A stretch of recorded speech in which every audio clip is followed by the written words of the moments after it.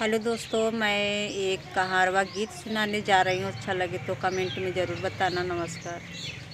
देशवा में छिपल बाटई दुश्मन के जाल हो, केहू से बताया जीन आपन भैया हाल हो। दुनिया बेगाना बाटई केहू नाही आपन, के करी सहारा करबा जीवन और यापन। बदल जाई दुनिया की क्षण भर चाल हो, बदल जाई दुनिया की क्षण भर में चाल हो। मीठी मीठी बात पे तू भूल के जिन जाया, जे करे भलाई ओ करे यस जीन गाया, जे करे भलाई ओ कर यस जीन गाया। नाहित गलाई दुनिया तोहरे घर में दाल हो, नाहित गलाई दुनिया तोहरे घर में दाल हो। ऊत नहीं बचात उसी जित नहीं जे पास बा,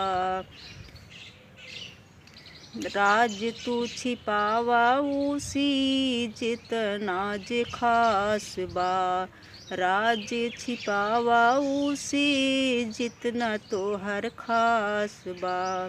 बिगड़े समय पे जब नाही बचे तो हरी खाल हो, बिगड़े समय पे जब नाही बचे तो हरी खाल हो।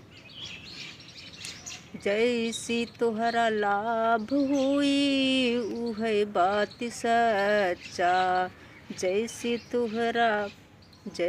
तोहरा लाभ हुई उहे बात सच्चा।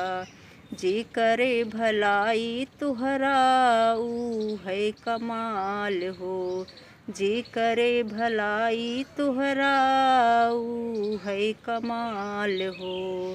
खुद पे भरोसा कर बढ़ जाब आगे, खुद पे भरोसा कर बढ़ जाब आगे।